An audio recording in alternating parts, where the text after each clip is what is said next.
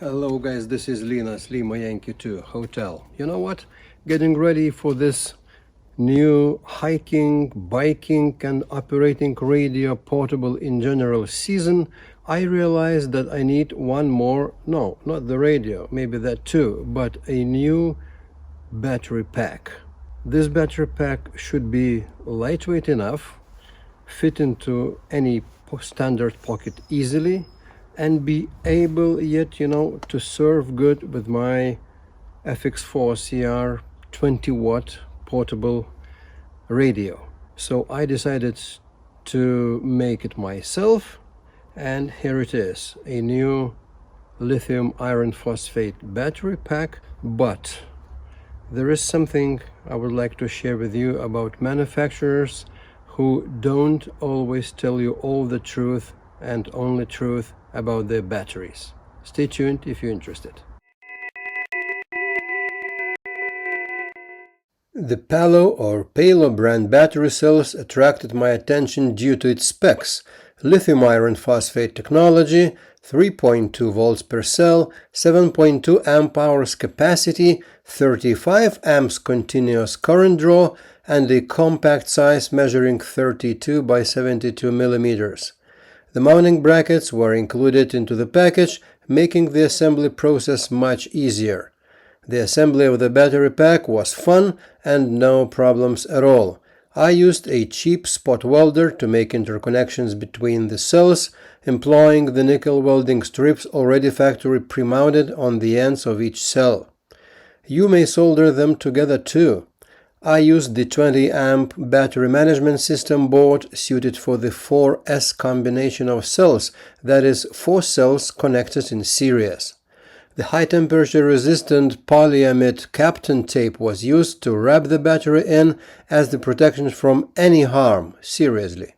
Alright, for the final touch of this battery pack, I decided to put the battery into a heat shrink tubing. The length of the battery is like this, is 15 centimeters by 7 centimeters. The diameter of the heat shrink tube is just right to the size to allow the battery pack nicely slide in, easily slide in. And the heat shrink tube is longer, like, 2.5 centimeters and 2.5 centimeters on this side. Longer, bigger than the length of the battery pack itself. It's not gonna be, waterproof or something, but it's definitely gonna be dust proof, maybe some general humidity proof too. To make the procedure smooth, I'm gonna use my Pistol or hot air gun. So it's gonna produce 375 degrees Celsius. Could be more. There are 2 regimes. We will see which one is better. I put the battery pack on the tin surface of my workbench just to prevent any fire situations, which of course I want to make it safe. Oh, you see it reacts. It starts shrinking. I try, to apply it evenly on both sides. The other side up. It's important not to damage the wire. Alright, so far so good, pretty nice. It's coming to an end. It seems like it does not shrink anymore. I don't want to overheat it. The Kapton tape, which is, wrapped the battery in, should be, kind of a precaution from overheating or from melting the plastic or whatever. Alright, I think it's done.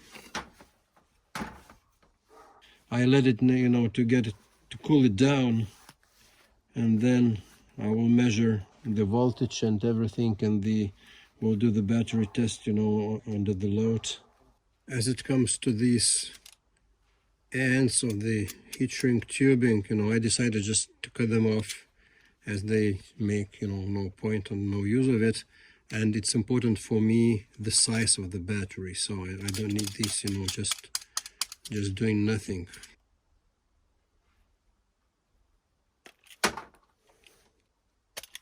All right. Okay, so here's the same. I think it's fancy enough. Let's make a test. All right, here's my setup. I'm just connect my battery pack to the battery tester using these croco clips. I need to be careful. I need now to establish what kind of power draw I want to set it up for, and we will see. So 13.2 volts, it means it's a fully charged battery in so-called resting state. All right, let's make it 6 amps. All right, and so it starts working. Nothing much to film here. I'll come back with my camera in half an hour and in 1 hour time, and we will see. The battery tester, you know, is recording the amp hours used, the watt hours used, the voltage left, and so far and so on. Right, after 57 minutes it switched off. The low voltage disconnect system came into the action, and after 5.76 amp hours used, the battery switched itself off. The first conclusion after the first charge and discharge experiment shows that this battery is not 7 amp hours, it's 5.7 amp hours. In order to recheck this sadful fact differently, I decided to recharge the battery and see how much energy will it draw from the charger. Charging is actually complete. The charging voltage is 14.8 volts. The capacity absorbed from the charger is 5.7 amp hours, and it's been charging at the rate around 4 amps. The battery is fully charged now, and the 5.7 amp hours drawn from the battery charger means that, you know, this is actually the capacity of the battery.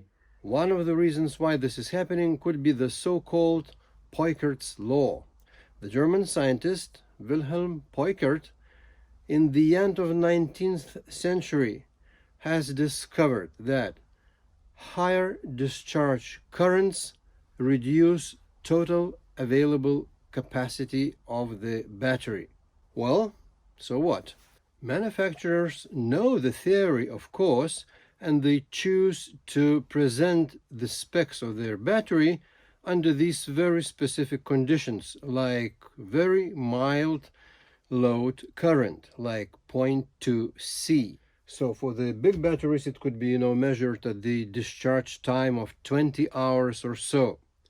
And this is written in the specs. If you know what to look for, you can find this information. The reason is that very often, especially with the lead-acid batteries, the load current is much higher in the usage of this battery, in the way the battery is used. Like could be tens of amps, you know, of current demanded from the battery. So, and then under these severe conditions, the battery is not anymore like 100 amp hours or 7.2 amp hours, like in the case of this little battery. So I thought maybe I should try to discharge my new little battery under 0.2 C rate, which is 1.44 ampere in this case for this battery. This current draw here is 1.48 amps at the moment, and it's very close to this 0.2 C discharge rate of the battery. And I leave it for a few hours now and come back later. It took almost 4 hours of time, and the result is 5.58 amp hours. No change compared to the previous experiment discharging at 6 amps of discharge current, when the result was actually exactly the same. So no difference. This battery is not 7.2 at any discharge rate. So it's not the Poichert's law. My little experiment was actually supported by the further reading, which convinced me that the Poichert's law actually could not be applicable for this lithium iron phosphate battery type. lithium iron phosphate batteries have, very flat discharge rate. The capacity of the battery was the same, almost 6 amp hours, even discharging at the very mild rate of 1.44 amps. So the only explanation which is left, the battery cells itself, the Palo battery cells, are of low quality or something like that. Maybe it's a grade B batteries. Manufacturers, they often also don't tell you which class of cells their batteries are made of. And my suspicion is exactly like this. In one of the descriptions of specs of the Palo cells, I found a clue which says the capacity is from 5.5 to 7.2 amp hours. So maybe that was a moment of truth. Manufacturer decided, to give a clue for us buyers, just to be warned in this very mild and indirect way. So, knowing this, I can complain because I was informed that the capacity of my battery cell could range from 5 actually to 7 amp hours, and it's nearly 6, which is it's okay with me. So guys, what's your experience with these batteries, Palo batteries? It seems like a very popular brand on the internet.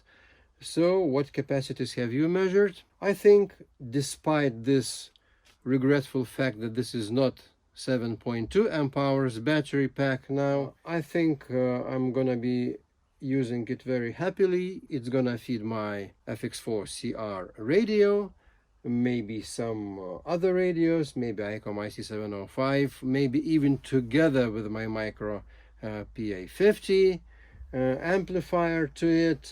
So we will see, but it's really lightweight, very, very comfortable to carry on. It was very nice to learn about the batteries by building this battery pack. Wish you the same fun as I had. 73 for now. See you in the next one. This is Linus, Lima Yankee 2 Hotel. Cheerio.